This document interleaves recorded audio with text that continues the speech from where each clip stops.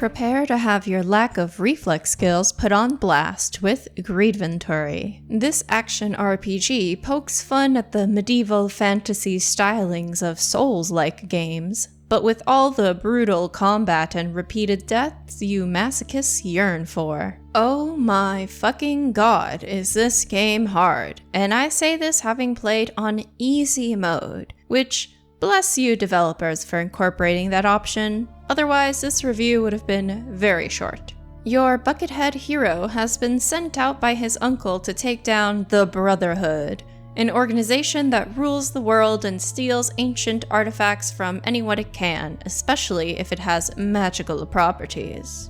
With a sarcastic imp on your back and a flimsy sword in your hand, you set off on your adventure in heart-patterned boxers, as all true heroes do, of course. After shoving your hands in a barrel of fish and petting the doggo, as well as peeping in on some hot anti-Brotherhood goss, you'll find yourself at a circus. The ringleader tasks you with finding their missing performers, after exploring the campgrounds and taming some beasts you encounter. One performer points you in the direction of a cave full of halflings, where scientists are rumored to be conducting evil experiments and creating gear for the Brotherhood. And here is where the true challenging gameplay begins. Face off against groups of enemies lobbing explosive potions, daggers, and a stabby stab for good measure.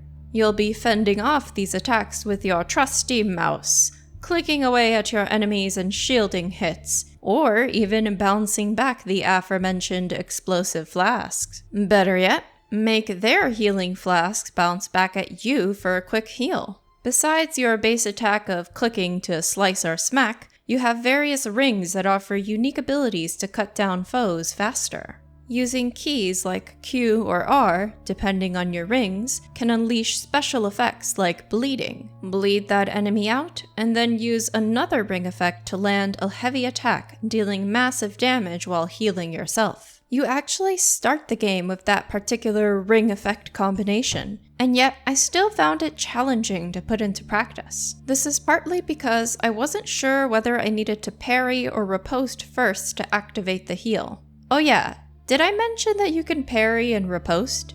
The Dark Souls influences aren't just for satire. Time your clicks right, and you'll not just block damage, but reflect it and stagger enemies, opening them up for a charged heavy attack. Not to mention, you can do more than just bleed enemies. You can also apply Glimmer, which sounds nicer than what it is, or even electrify your foes. Other notable gameplay mentions are your various potions and items, my favorite of course being the healing flask. But let's not forget the gold-dropping worms, which I think our character eats? Speaking of gold, the mention of greed in the title is something to keep in mind as you play. Collecting gold is of high importance, since that gold is not just your shopping currency, but how you upgrade your character stats as well. On top of that, the cost to upgrade your hero increases with each stat investment, requiring you to acquire more and more gold. You can get this gold from defeated enemies, the many breakable items in the environment, or from selling gear. At Greedport, your home base at the start of the game, you'll find a merchant that will sell and buy said gear. And you'll be visiting this merchant often, as your inventory space is limited and follows a classic Resident Evil style of items taking up multiple spaces. And don't forget that everyone you meet in the game is motivated by greed, so think twice about who you trust, or at least avoid my naive mistakes. Finally, let's talk about your gear. The Buckethead never leaves, but you can style it with a variety of headgear that you'll collect from enemies or chests littered around the map. And of course, you've got all your other pieces of standard equipment. Shields, boots, hammers, katanas, gloves, magical rings, armor, and capes.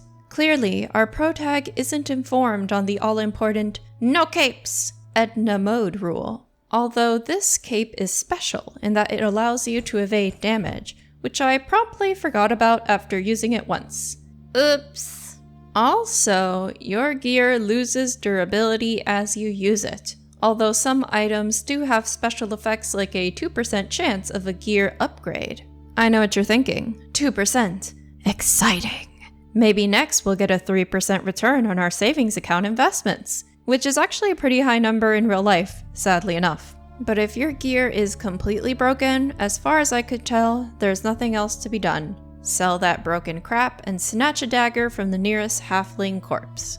And finally, let's not forget about your save spots, which are again a riff on the Souls game style. Find wounds around the map, which look like hatchets or swords stuck into the ground.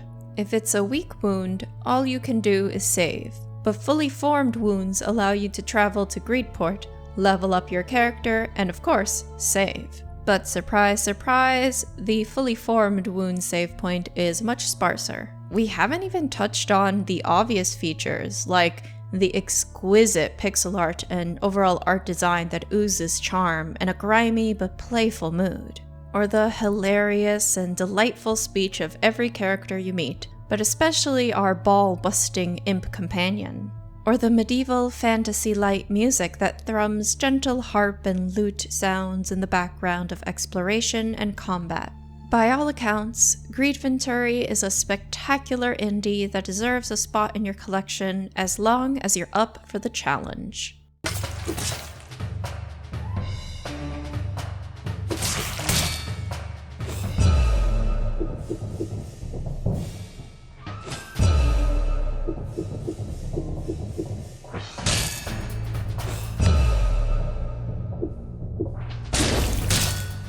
Thank you so much for supporting clickbait-free independent content here on YouTube. Remember to hit the like button and subscribe to help us bring a voice to the voiceless ones in gaming, and be sure to check out patreon.com/idreamofindiegames, where we can together defeat the gaming echo chamber.